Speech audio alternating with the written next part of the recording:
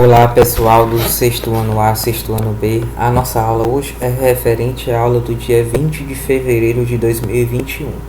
Nossa última aula antes das nossas férias. A gente vai falar novamente sobre verbos. A gente não terminou o conteúdo, ainda tem muito a se ver. E vamos falar sobre o modo indicativo. Tempo, a forma dos tempos. O tempo pode ser presente, passado ou futuro. Quando se fala em passado, a gramática brasileira se refere a pretérito. Então, toda vez que vier a palavra pretérito e você se perguntar o que é pretérito, é o passado, o tempo que já se foi. Em relação ao modo, a gente já falou que existe três modos. Modo indicativo, que exprime certeza. Modo subjuntivo, exprime talvez, uma dúvida, uma hipótese. Modo imperativo, que exprime uma ordem, algum mandamento. Então, no modo indicativo, os tempos podem ser presente, pretérito imperfeito, pretérito perfeito, futuro do presente, futuro do pretérito, pretérito mais que perfeito. No modo subjuntivo, que é o modo que exprime dúvida, uma hipótese, o tempo pode ser no presente, pretérito imperfeito e futuro. Já no modo imperativo, ele pode ser um imperativo afirmativo ou negativo. E existem as formas nominais, que é o infinitivo pessoal, gerúndio e particípio. Essa parte a gente vai guardar um pouquinho para trás, a gente não vai ver ele agora, tá?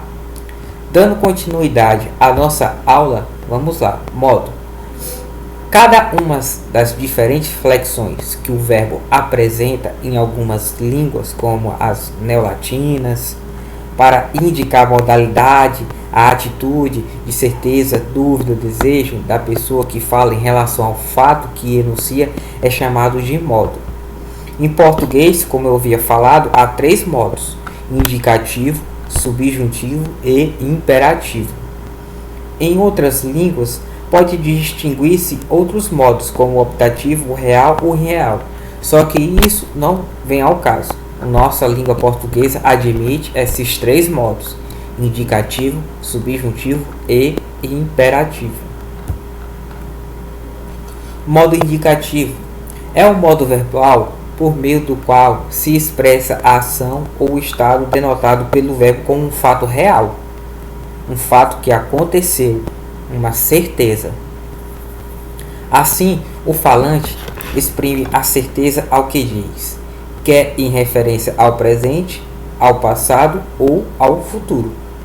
Exemplos: viajo, viajava, viajei, viajarei, viajaria. O modo indicativo distingue o passado em três aspectos de tempo: pretérito perfeito, exemplo, eu viajei. Quando eu falo eu viajei, o fato ocorreu, foi perfeito. Quando eu falo em pretérito imperfeito, o verbo eu viajava. Por que ele é imperfeito? Porque ainda não terminou o fato. Viajava, ainda estava viajando quando ele disse eu viajava. E o pretérito mais que perfeito, que é o passado do passado, eu viajara. Ou seja, aconteceu que ele viajou no passado e esse passado é muito distante. Olha a diferença desses três. Pretérito perfeito, ele viajou, perfeito.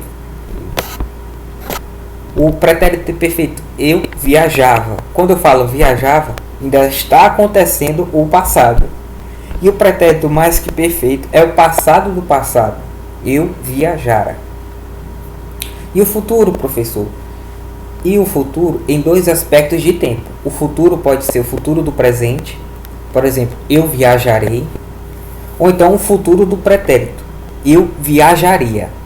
Uma característica do futuro do pretérito é que eles sempre terminam em ia. Viajaria, dançaria, cansaria. Todas as desinências dele terminam em ia, no futuro do pretérito. Olha a diferença do futuro do presente. Viajarei, quer dizer que eu viajarei.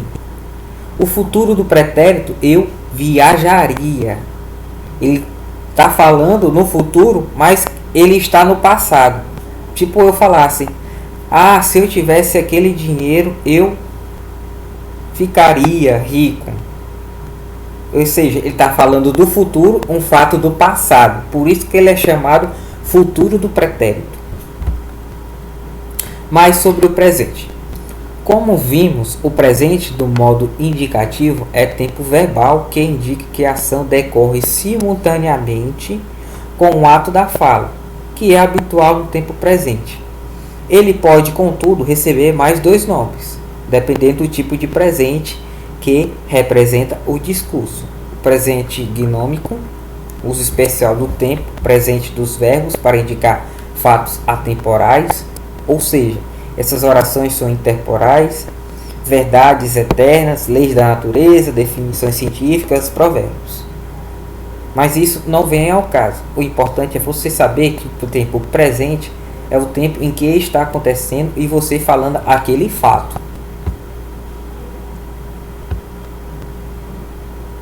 E existe também o presente histórico, uso especial do tempo presente dos verbos para narrar um acontecimento que se deu no passado. Esse tempo presente histórico ele é muito usado em jornais, em temas jornalísticos, porque o objetivo dele botar o tempo no presente para atualizar mais a história, o fato. Por exemplo, era setembro de 1822. Dom Pedro viaja com sua guarda para o Rio de Janeiro. Às margens do rio Ipiranga é interceptado por emissoras do rei de Portugal. Veja, esse aqui é do tempo que? Do tempo da independência do Brasil, 1822. Mas quando o narrador, ao botar os verbos viajar e eles botam no modo que? Presente, para dar uma atualizada e dar um impacto maior para quem está lendo. Por isso que ele é chamado de presente histórico, mas o fato ocorreu no passado. O modo subjuntivo, eu já falei, é o modo da incerteza, da hipótese, do talvez. É o modo verbal por meio do qual o falante expressa a ação ou estado denotado pelo verbo como fato irreal, incerto ou duvidoso. Ou quando se emite sobre fato real um julgamento, resumindo, hipóteses. O modo subjuntivo, por esse motivo, exprime três tempos. É o presente, talvez ele viaje à noite, que eu viaje. Pretérito imperfeito, talvez eu viajasse à noite, se eu viajasse. E o futuro, quando ela viajar, se ela viajar. Observe que o pretérito considerado no modo juntivo subjuntivo é imperfeito. Modo imperativo é o modo pelo qual o falante incita seu interlocutor, ouvinte, a praticar ou não praticar a ação expressa pelo verbo. Por isso fica no tempo presente e pode ser imperativa afirmativa, viaje à noite, ou pode ser o imperativo negativo, não viaje à noite. A diferença dos dois é o quê? A palavra com sentido negativo. No caso, no imperativo negativo, a palavra aqui é não. Muito simples. Infinitivo. Essa parte é inédita para nós. O infinitivo é para saber se os verbos têm a desinência com o final AR, ER ou IR. Mas de uma forma mais catedrática de falar, vamos ler um pouquinho aqui. Infinitivo.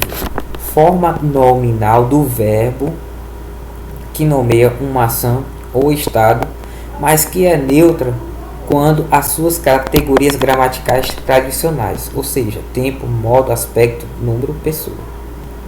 No português, excepcionalmente, o infinitivo pode expressar pessoa e número, nas formas que são chamadas infinitivo pessoal ou flexionado, o que constitui um idiotismo da língua portuguesa.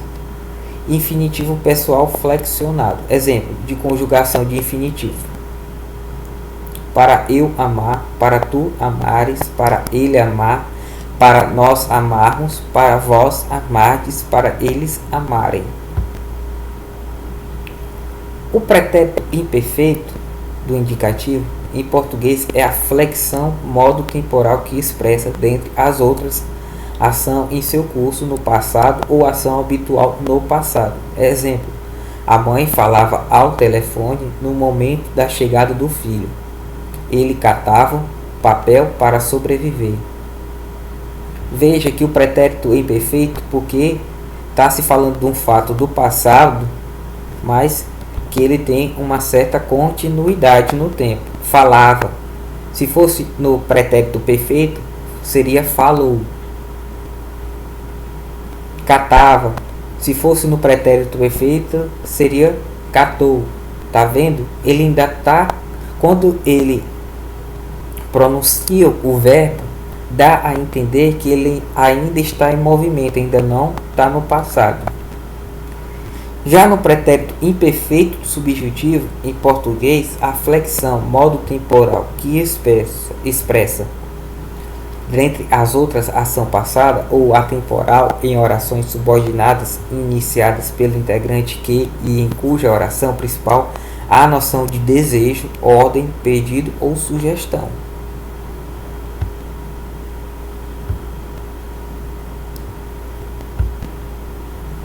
Pretérito mais que perfeito do indicativo. O tempo pretérito mais que perfeito não tem esse nome porque é mais perfeito, porque é perfeitíssimo. Vejamos um exemplo. Quando o árbitro apitou, a bola já entrara. Esse entrar é o pretérito mais que perfeito. Significa tinha ou havia entrado. Quando o árbitro apitou está o quê? O pretérito perfeito. A bola já havia entrado. A bola entrara. Pretérito mais que perfeito. O pretérito perfeito indica um momento determinado do passado. O árbitro apitou. Esse é o exemplo. O pretérito mais que perfeito indica um momento antes do pretérito perfeito. A bola já entrara. Percebe então aqui que o pretérito mais que perfeito é o passado do passado. É mais longe ainda. E tem o pretérito perfeito do indicativo. Em português, flexão que indica uma ação vista como terminada, como terminada no passado, ou uma série de ações iguais, também terminada no passado. Exemplo: escrevi uma carta ao jornal. Escrevi, ele escreveu. Passei muito nesta praça quando era jovem. Passado também, pretérito. Porque ele passou já daquele momento. O futuro. O futuro pode ser o futuro do presente, futuro do pretérito. A diferença desses dois é na desinência do futuro do pretérito, que ele termina sempre em ia. Mas vamos ver primeiro o futuro do presente. Tempo verbal do modo indicativo que situa uma ação ou um estado em momento posterior àquele em que se fala. Futuro do pretérito. Tempo verbal que situa uma ação ou estado no futuro em relação ao momento passado. Por exemplo, a filha nasceu em 1976 e em 1977 nasceria o filho. Olha o verbo nasceria aqui, o verbo nascer. Olha a terminação. A. Característica do futuro do pretérito. Terminam sempre em a. Ou mais frequentemente indica um fato dependente de uma condição. Por exemplo, se fosse convidado, claro que iria.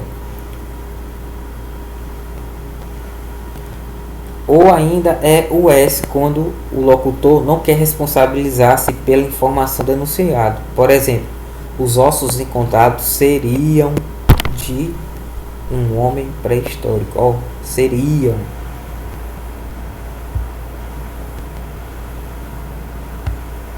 Então, pessoal, essa foi a nossa breve aulinha sobre os tempos. Lembrando, tempo presente, passado ou futuro. O passado é a mesma coisa que pretérito. O presente pode ser o quê? O presente pode ser, ó, o modo indicativo pode ser o presente, pretérito imperfeito, pretérito perfeito, futuro do presente, futuro do pretérito, pretérito mais que perfeito. No modo subjuntivo é presente, pretérito imperfeito, futuro. No modo imperativo, ele pode ser afirmativo e negativo. Os modos a gente já viu: indicativo, subjuntivo e imperativo. E assim a gente vai discorrer na nossa próxima aula, continuando mais sobre os tempos verbais.